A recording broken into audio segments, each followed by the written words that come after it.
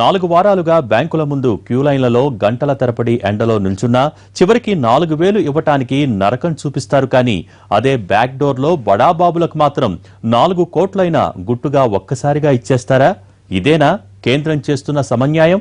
ఇందుకేనా black మనీని అరికట్టడానికి అంటూ మోడీ పెద్ద నోట్లు రద్దు చేసిందని సామాన్యుడి కడుపు రగిలిపోతోంది.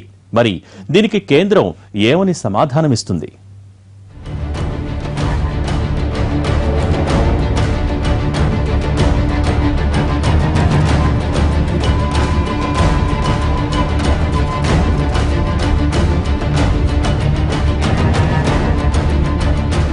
ఓ గొప్ప ఆశయం కోసం, ఓ సమున్నత లక్ష్య సాధన కోసం మోడీ అత్యంత క్లిష్టమైన చారిత్రాత్మక నిర్ణయం తీసుకున్నారు. దేశంలో నల్లకు పేర్ల ఇళ్లలో ములుగుతున్న లక్షల కోట్ల రూపాయల బ్లాక్ మనీ పనిపట్టడానికి ఏకంగా దేశంలో ఉన్న పెద్ద నోట్లే రద్దు చేశారు. నవంబర్ 8 రాత్రి 8 గంటల సమయంలో మోడీ ప్రకటన దేశాన్ని ఒక్క కుదుపు కుదిపేసింది. ఆ రాత్రి దేశమంతా ఏదో అణుయుద్ధం వచ్చినంతగా స్పందించింది. ఏం జరుగుతోందో అర్థం కాక, ఏం చేయాలో పాలుపోక ఆ ఒక్క రాత్రి నల్లకు పేర్లకు కాళ్లరాత్రిగా, సామాన్యులకు సంతోషరాత్రిగా గడిచింది. కానీ 2 రోజులు గడిచాక కానీ అర్థం కాలేదు ఆ నిర్ణయం తాలూకు ప్రభావం ఏంటో. ఆ రోజు నుంచి ఈ రోజు వరకు యావత్ భారతదేశంలో సామాన్యుడు బ్యాంకుల ముందు క్యూలైన్లకే పరిమితమైపోయాడు. అప్పటి వరకు ఆన్లైన్లో బ్యాంక్ లావాదేవీలు చేసుకునే సాఫ్ట్వేర్ బాబు కూడా క్యూలైన్లో కాళ్లు నొప్పులు పుట్టేంత వరకు నిలబడాల్సి వచ్చింది.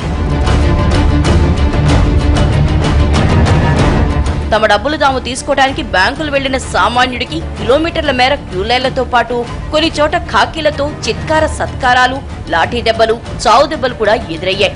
యూపీలో చాలా చోట్ల బ్యాంకుల ముందు క్యూలో ఉన్న సామాన్యుల్ని పోలీసులు చావచేత కుట్టారు.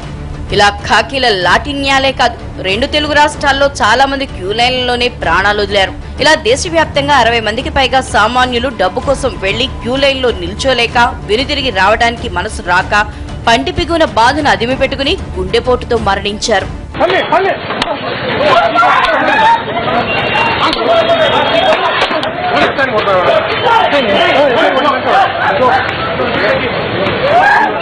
ఇక తమ జేబులో ఉన్న పెద్ద నోట్లు ఇక చెల్లవని తెలిసి వాటిని ఎలా మార్చుకోవాలో తెలియక చాలా మంది అభాగ్యులు ఉసురు తీసుకున్నారు.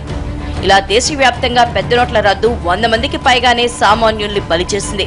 4-5 వేల కోసం బ్యాంకులకు వెళ్లిన సామాన్యుడికే ఇంత నరకం కనిపిస్తే 100 కోట్లు దాచుకున్న బడాబాబులు ఇంకెంత అవస్థలు పడుతున్నారో కదా అని అనుకుంటే మీరు నోట్లో కాలేసినట్లే. ఎందుకంటే గడిచిన 4 వారాల్లో ఏ ఒక్క బ్యాంకు ముందు ఒక్క సంపన్నుడు కనిపించలేదు.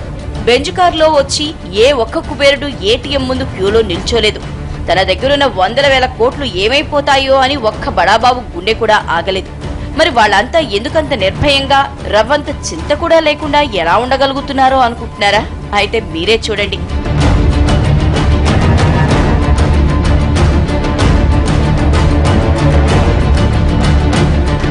ఇక్కడ గుట్టగా ఉన్న ఈ కొత్త 2,000 రూపాయల నోట్ల కట్టలు చూసారా? ఇది అక్షరాల 4,70,00,000. మీరు సరిగ్గానే విన్నారు. 12,000 మంది వారం రోజులు బ్యాంకుల ముందు నిల్చుంటే ఆ బ్యాంకులు దయతలిచి వాళ్లకు తలా 4,000 అందిస్తే వాళ్లకు వచ్చే డబ్బుతో సమానం. మరి ఈ నోట్లని బ్యాంకులకు తీసుకొచ్చిన డబ్బో, ఏటీఎంలో పెట్టడానికి తీసుకెళ్తున్న డబ్బో అనుకుంటే పొరపాటే. ఈ నోట్ల కట్టలన్నీ ఐటీ అధికారుల సోదాల్లో బయటపడ్డ సొమ్ము.